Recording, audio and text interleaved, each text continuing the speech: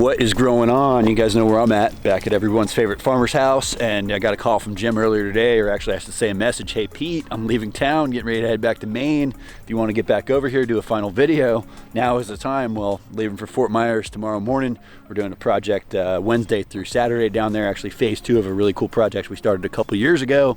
And I was like, all right, well, this is my last time kind of chance to get over here. So I'm kind of back over, going to talk about the cover crops, what Jim has growing on.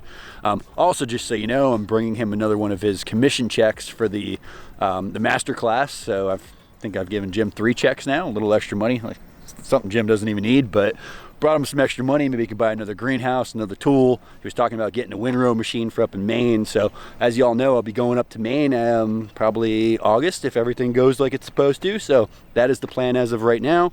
Something I'm going to tell you guys, when I walked up, Jim's got wobbler heads out here. He's got some irrigation going, totally breaking his rules. I think he talked about that last video a little bit, you know, getting a little water on the turmeric for better production. So you guys want to see what's going on over here? He's also mulching. Hold tight. Oh, there he is. Hey, Pete. Get that cover crop? I got the compost for the cover and everything up and planting the sweet potatoes in. Nice. That's what I'll be doing for the next 6 or 7 days. It's like 6 o'clock. You got a sweat growing. How many loads today? This is only, I'm trying to do 1 a day. 1 a day? Okay. And then do other stuff in between, because there's still a lot of details to take care of. Just chopping the old stuff out. You know, I had a U-pick here on Saturday. I had like 10 people showed up and filled their cars for 25 bucks. Worked out nice. Good. What's this wet stuff I see flying over the wall? Yeah, I keep thinking with those peanuts, they might not make it without a little extra water during, because nobody's here, so there's no water. Sweet potatoes seem to handle that fine, but I don't want to have that turn into an ugly mess out front, so I'm going to try to put that on, so at least that's covered, and have it on a little timer. I'm kind of figuring out the details on that, but you know, I'm gonna end up fully irrigated next year. Oh, Jim's trying something new out here. Okay. It sure would. You know, I can still hand water special spots, but this way it would take the pressure off, especially those dry times when I can't keep up. I mean, I'm spending 8 hours out here, and you know, across 3 days, and that's a lot.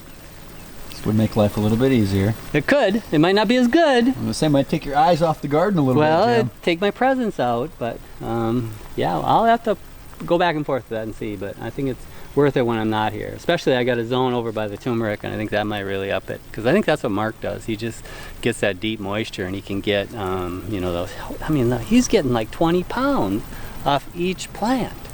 He plants them about 8 inches deep, 9 inches deep, and just gets huge bunches, and I get 2 hands. But I mean, it's still more, I mean, I sold it all, and it's good, but I'd like to up it a little. He's definitely in more of a forest setting up there, a little more moisture. Yeah. Yeah, and then he's got it on drip, you know. Yeah. So makes all the difference in the world. It does. It does. So are you ready to pick blueberries and cut grass? Well, somebody was just sending me pictures of a blueberry window where we might be buying. Yeah, and you know, the grass is green, garlic's up, but then the garlic was up like 4 inches and they had 3 inches of snow, so. Whoa. 3 days ago, so. Will that damage the garlic? Nah, they're pretty tough. It's all. Put them back to sleep though. Yeah, it'll slow everything down, but I guess a lot of nitrogen can come down with snow, so it's a good thing. I mean, spring's up there. I mean, it's get light longer, and you know, so if I get there May, you know, 2nd or 3rd or 4th, I'll be plenty of time. Sounds like the greenhouse might have had a little trouble too, but yeah. Oh well. So Jim, first thing I said when I came up, you got your slips. What happened? No, you know, I'm kind of seeing that I really don't need slips anymore if I time this right. So what I'm doing is clearing an area, pulling all the volunteer sweet potatoes, keeping the ones that are good enough to eat to take to Maine, and then breaking the slips off. And then when I mulch it, I go ahead and put those slips right back in, so they're only out of the ground for like, you know, 20 minutes, which is awesome. Wow. And then, yeah, and then the black-eyed peas are going down before I put the mulch. That was a game changer when they realized that works. We can go, I'll show you what happened over there. I mean, it's so easy. And then I got my old broadcaster back. You ever seen that cedar I got? No, when you were in your chest? Yeah. Okay. It's with an old, like, flour sack. No, you're going to have to show us. Yeah. All right. Can't buy that anymore, huh? No, and you know what happened? You know, I said, oh, I'm going to use this, you know. And I went to use it, so I greased it, you know, and put a little WD-4 in it, and I was starting to go, and the shaft broke. Oh. And I'm going, shh. And I go, I'm not totally Polish. It's just quarter-inch stock, round stocks. I went and bought some, bent it, drilled a couple holes for cotter keys, put the gear back on, and it works. Custom fixed it. Yeah. Nice. You can't do that with a lot of the new stuff these days. No, you can't. Peanuts are looking good, Jim. Yeah, so that might be a new cover crop for the future. I mean, I was digging out a little nut grass, and there's a bunch of them even deeper. I probably might have planted them too deep, but I think they'll still come up through. Whoa. The wobblers.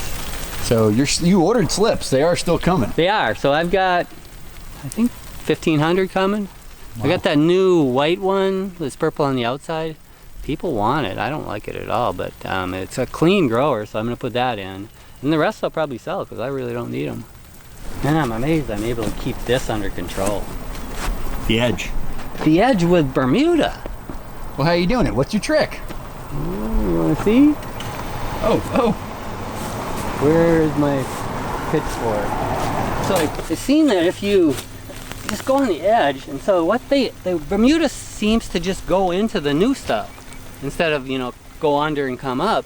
So all you got to do is, break the connection right at where you want your edge to be, and then just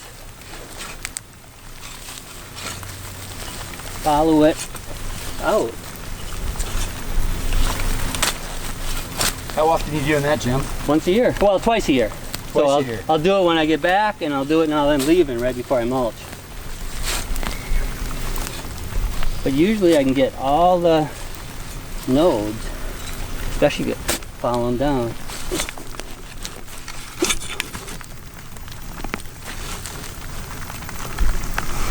Wow. And then just remulch, and away I go. So this gets a thick coat, and you're out of here. You gonna put peanuts out here too? I did do sweet potatoes here, but maybe I will try peanuts. Especially You if I did get sweet irrigation. potatoes here last year? I did potatoes, and then Tony just mows them. But I'm surprised that I'm able to keep it up, of not ending up out there. But, if you just loosen it, that's kind of how I do nutsedge too. Did you have any torpedo grass penetration this year? No, I got rid of it all. Isn't that amazing? I had it everywhere. What's that? The thick mulch and then heavy. Yeah, look at that. Ooh, get that stuff out of here. What do you do with it now? Burn it? No, that goes in the city pile. They can compost it. Okay. We're not composting that in the home pile. No, I never put stuff like that in there. That whole garden was full of it. And the year I came back, it was pretty bad. I just spent about 8 hours digging as much as I could out, then mulched it again. Had a really good cover crop of sweet potatoes. It won't let any light in. They can't really get going. So I've been able to beat that too, which is unbeatable, I used to think. So Bermuda and that, the worst one I think is the biting. Nutsedge and some Bermuda, wow. Yeah, nutsedge is probably the one that I really never eradicate. There's always spots that it comes back, but it's never out of hand. Comes up easy enough. Yeah. So you getting ready to put the black mat down again? I guess that's the only thing we're not seeing today. Yeah. I mean, that's usually the total last thing I do when I'm done mulching. But so this is the broadcast black-eyed peas. With your little chest thing? Yeah, just put it down on top and then mulch over it. And then they came up, like, I don't know, maybe 3 or 4 days later. And this is just the ones from Publix. I was gonna say secret seed supply. Yep, Publix? secret that. Okay. And then I went ahead, same thing, dug up some slips and stuck them in here. So the black-eyed peas and the sweet potatoes will kind of come up together. The black-eyed peas are a little more aggressive early, but then as soon as July hits, from what I've seen pictures from you and Jimmy, they kind of melt and the sweet potatoes take over. And a reminder for me, you tell me to use better twine next year for my tomatoes. Terrible, huh? Well, they broke and they're all laying on the ground. I mean, they gave up from nematodes, but I had a good enough tomato year. Some hemp rope or something next year? Something a little more heavy duty? Yeah, that was just baling twine. So maybe I'll even go with nylon, something. Wow, sunflowers are going off. Are you still harvesting any flowers for market or what? Nope. Ooh, look at that one. Oh. Is that a turnip or is that a turnip? That's a big old one. Oh, whoa. Wonder if that tastes good. It's probably a little woody, I'd think. Okay. But you could feel that thing hit the ground, Jim. They're heavy. Vibration just hit my leg. And there's all the Maine onions. 3-pound one, wow. So these are all coming with you back to Maine? Yep. I almost was going to mail some, then I realized I'm out of here in 10 days. Why don't it doesn't. Last year when I was staying for COVID, maybe it was What worth are you it. bringing to Maine? Onions, tomato sauce? You know, I might bring a few tomatoes, a little broccoli maybe, but not much. You bringing the good stuff, the moringa? Yeah. Some moringa powder? Moringa powder, I got that picked already. Is that for personal consumption or resale? She's been putting it in her teas. Okay. You know, she did that blend that everybody loves so much, that Serenity. And but that's it. Actually, she put the moringa in the Vitality. So this is going into a value-added mix. Yep. Tea blend. Nice. Yep. And I am saving some seeds. I just decided it was worth it. So this is Astro Arugula. I'm about to, I just put it on a tarp and beat them, but because they came true to seed, and these will lay on the ground and get through the summer. That's what blows me away. That, you know, you always think, oh, you got to keep these seeds in the refrigerator, you got to do this, got to do that. You throw that there and it'll go through the summer, get hot and wet and moldy and whatever happens there, and then psh, as soon as the cold temperature comes, it'll pop. Volunteer and come right back up. Wow. Yep. Not usually where I want it though, that's the problem. That's why you want to save the seeds. Is this that new variety you're growing? I've been growing this one forever. It's Astro. It's my favorite. It's a little bigger spoon-shaped leaf. It's not like Sylvetta, which is more cut. And just the first cut is so buttery and rich. I love that one. And you know, like I said, if I put that one down in, you know, November, I'll have 4 or 5 cuts off it. Wow. You know, there's my last bit over there. I mean, it's still going pretty good in the hot weather, but this one looks great. Yeah, I mean, I've already got 2 cuts off that, and I was ready to trash it, but if Wright's called, I'll give them some arugula. I mean, it's still good. One more cut before you go. That's the only market I'm going to do. I mean, if you try to do markets, you just don't have the time to do what you need to do to get out of here. So, get that. Yeah, and that's a late seeding of beets. I mean, those beets did great, and they were seeded like what, March, maybe late February, early March, and I mean, that's a nice beet in hot weather. Jeez. And the tops are great too. And I pulled all the big ones, I mean, so that's the little one.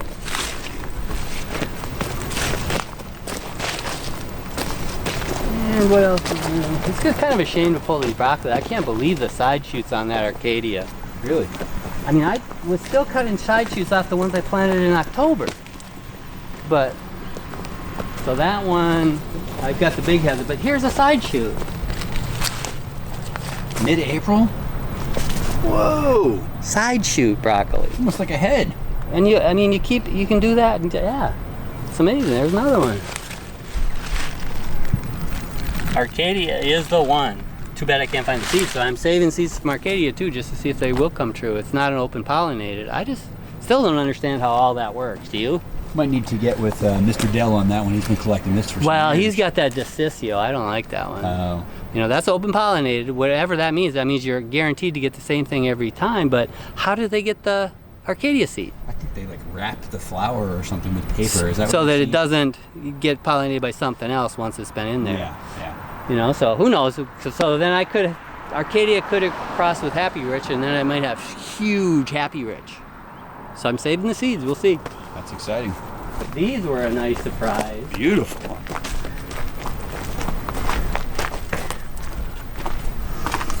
Whoa. That's striking. What are those?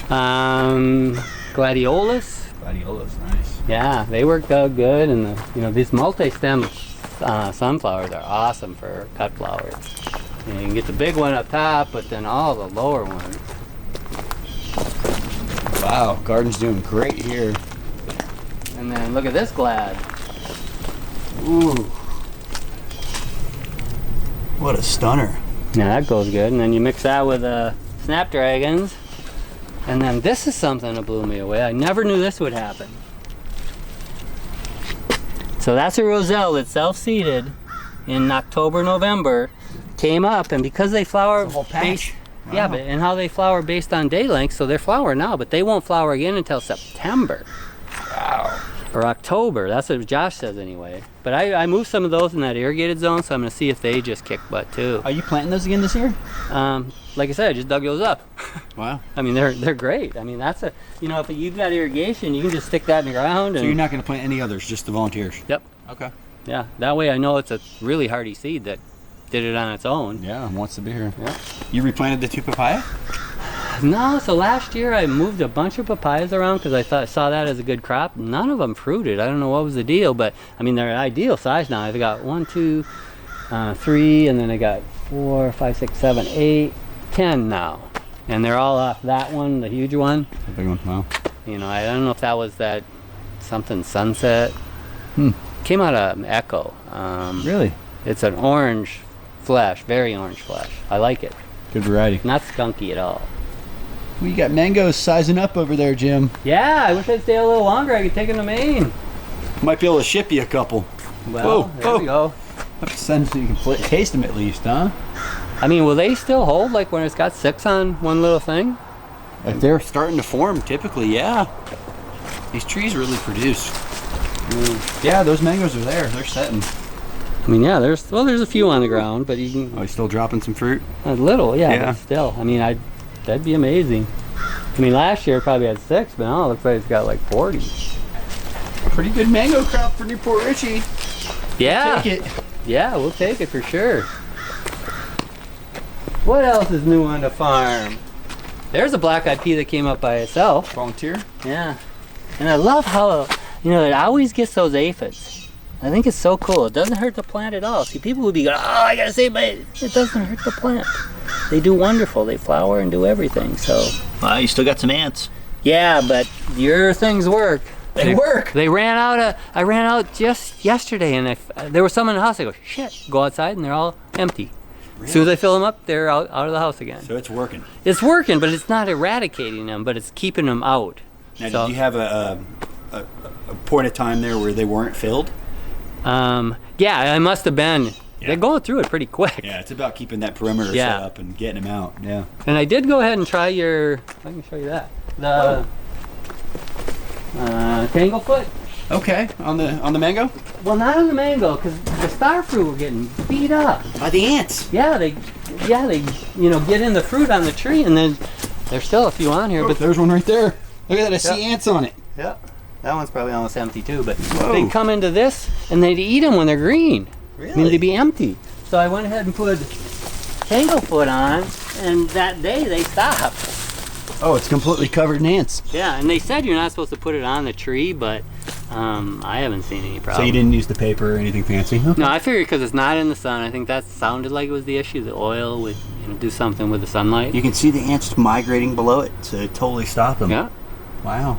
So I'm going to do that on my fig because I think they get in the figs too. Really? But for that fig, I still don't know what variety that is. So the I one bought by it the as front door, the one Taylor didn't know about. Yeah. Right, I bought it as Ischia, and it's purple right now. There's some ripe ones on it. So, and some of them got big. Whoa, we might have to go see this fig, Jim. Jim. The fig, yeah. Oh, that's kind of exciting. So yeah, here's where all the turmeric was. So I planted the turmeric. Guys, take notes. We got wobblers, we got timers here. Jim, I'm telling you.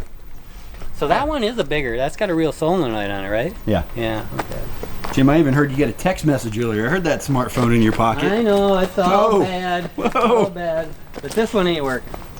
Technology's gotten a hold of Jim over here. You better watch out.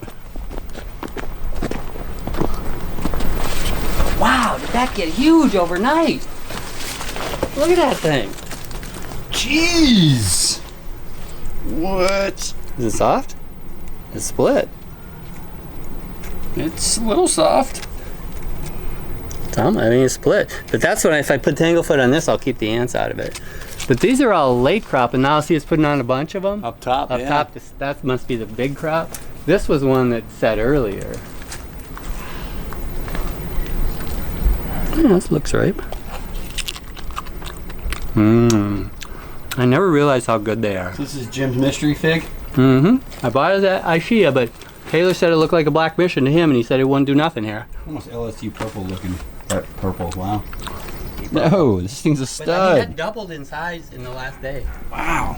So they could be, too bad I ain't gonna be here. We missing Jimmy figs too, huh? That's a bad thing about being a Mainer. But, yeah, look at all this food that's going to the compost pile. Are you gonna compost it before you go? Yeah. You're gonna have to. Well, I think I'm gonna run out of space. See how big that's getting already? It's getting a little overloaded. Yeah, so I might end up in the alley taking it to the, you know, city, but the chard did so great this year.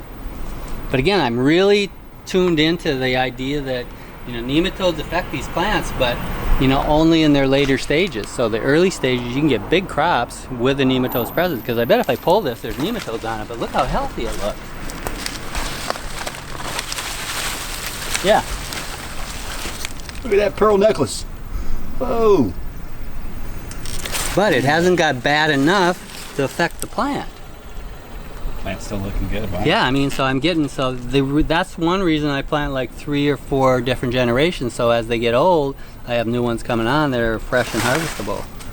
You really, with all the organic matter, you still have nematodes at another level. Right, and I think that's a misnomer or a misidea that they'll eliminate nematodes. What I think is it allows the plants to produce despite the nematodes.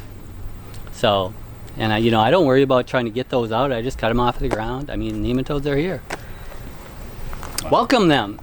They're still letting me produce. Maybe they're doing something else down there that I don't know. So you're telling me nematodes have a place in the garden? We know there's good nematodes, right. But these root knots? Well, maybe. Who knows? Woo. But leeks were definitely a win. I don't got any left, but I could pull one. But I had 9 inches of white. 9 inches like wheat? Really? Yep. But they were only about that big around.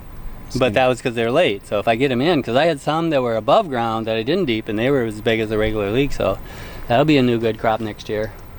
And I am still sold on, when I spread that compost, that tile was just steaming.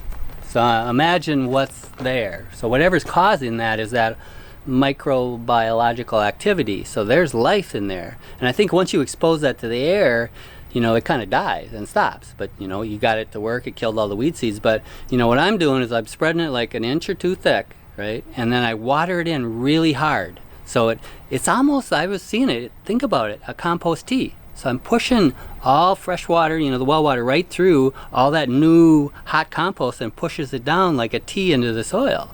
And then it acts like a wet blanket, and it does so much better than a place that I didn't water it in. I mean, it stays wet like 3 times as long because it acts like a wet blanket. Same method when you get back, you're doing when you leave. We filmed that a little bit last time. Yep. Yeah, okay. Yeah, I mean, you were helping me with it, but that's definitely what happened there. And then you got a really nice, soil profile to plant the new slips that are wet anyway with the compost tea. So I think there's a real thing. A lot of people will say, oh, I do what you do, but, they don't do what I do if they're not doing that. I could skip that. It's just like the Coleman thing with the soil blocks. Oh, I don't need to get that stuff. And as soon as I did it, it just went rocking. And these have been producing crazy this year. I see some Suriname cherries. Yeah, this is that seedling from the Zills Black. I mean, they're pretty good when they're really ripe. But when they're not ripe, they ain't good at all. You gotta give them at the right stage, yeah? Yeah, otherwise they're so, I don't know what that word is. I think it's like a resin. Resinous, yeah. Resinous. But yeah, it was fun. I was taking loppers and just cutting whole plants and giving them to people to throw in the back of their cars. You have big annuals when you need loppers to cut them down, Jim. Right. Whoa. Right. Oh, here might be a leak. I was just trying to get rid of straggler. So I cut these at the ground yesterday. Look how much grew in one day. Really? Yeah, that's amazing, I think.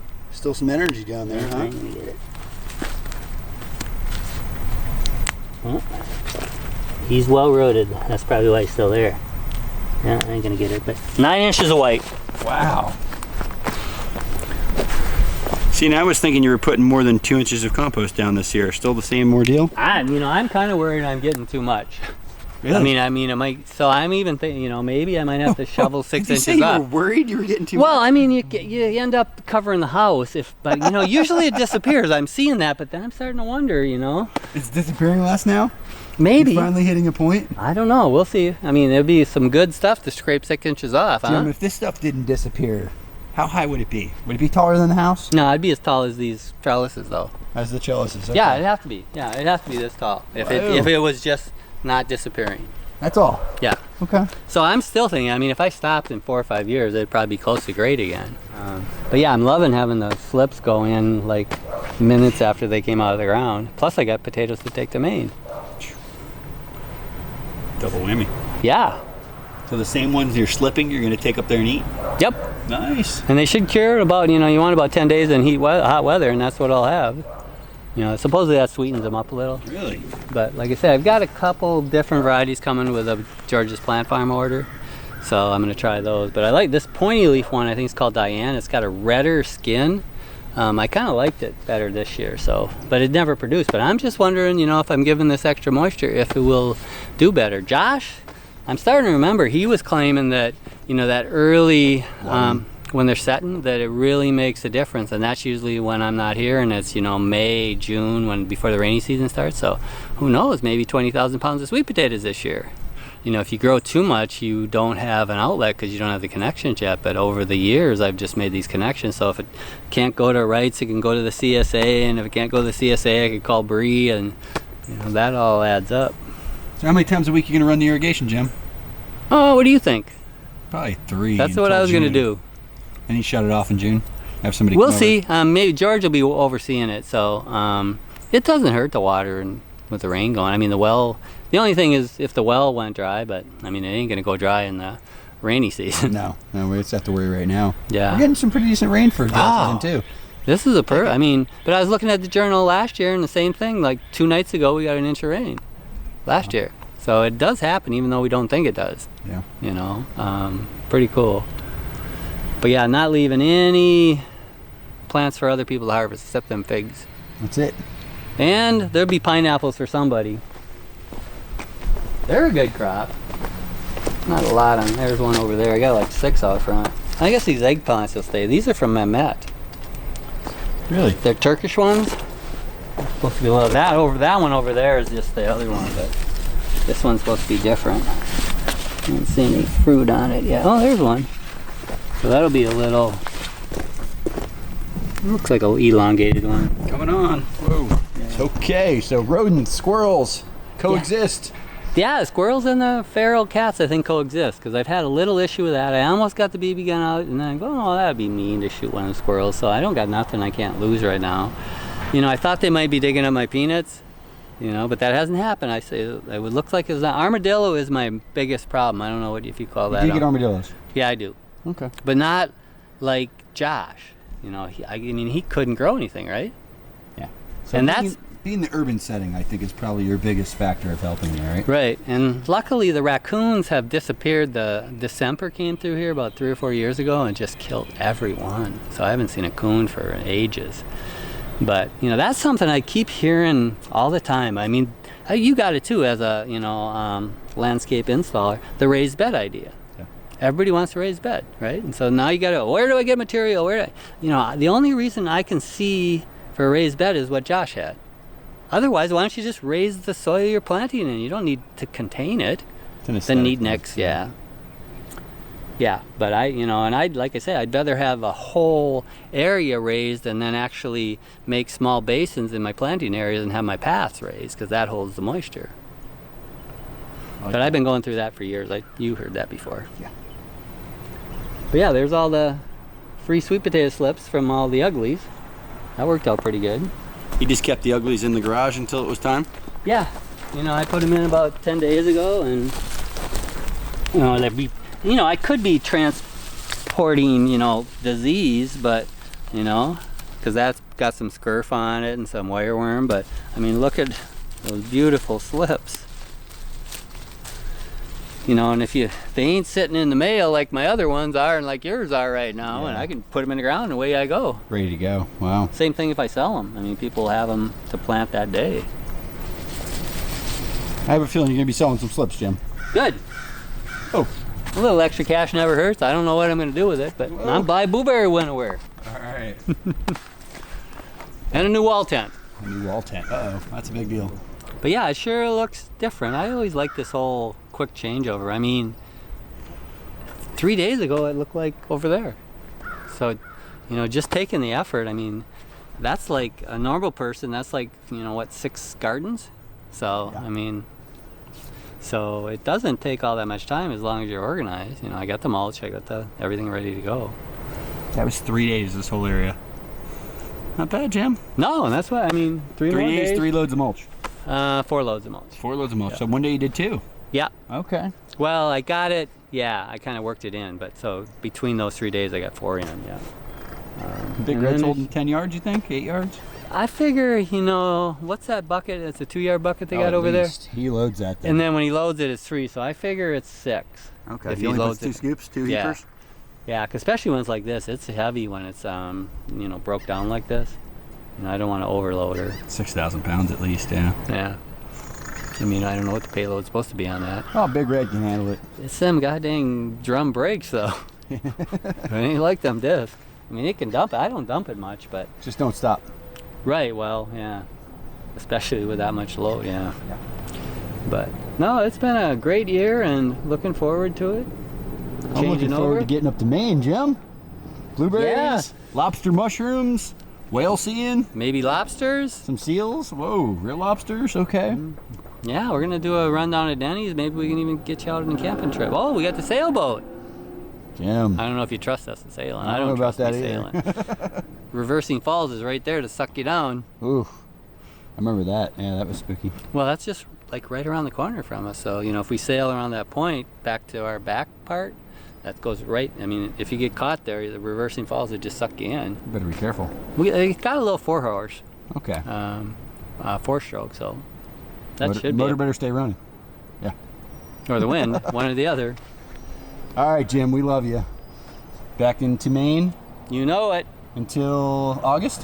Hopefully, August. as long as we don't have any kind of weirdness coming. Okay. Sounds good. Looking forward to it. Yeah. Woo! They'll be waiting. All right, I'm sure everybody enjoyed that little follow-up with Jim. I'm definitely looking forward to going up to Maine. It's gorgeous up there. Hopefully, if everything goes as planned, we'll be there in August to give you guys a bit of a follow-up. I'll probably get back here in a month or two, maybe let's say 2 months, June, July, show you what Jim's garden looks like while he's gone, show you the cover crops. I know Jim enjoyed that video last time, so he can see it himself also. Kind of get over here and do a little bit of a little summertime action, just to show you there's not a lot of weeds coming through those sweet potatoes and how much of a good job those cover crops do. So if you guys enjoyed this video, if you want to know more about Jim, if you want to do what Jim does, we have a masterclass with him. We're constantly adding new information. It's another reason why I'm going to Maine. I want to get some more content for the course. So if you guys enjoyed this video, be sure to hit that like button. If you haven't subscribed yet, maybe we can go ahead and do so. Most importantly, we pound dirt around here.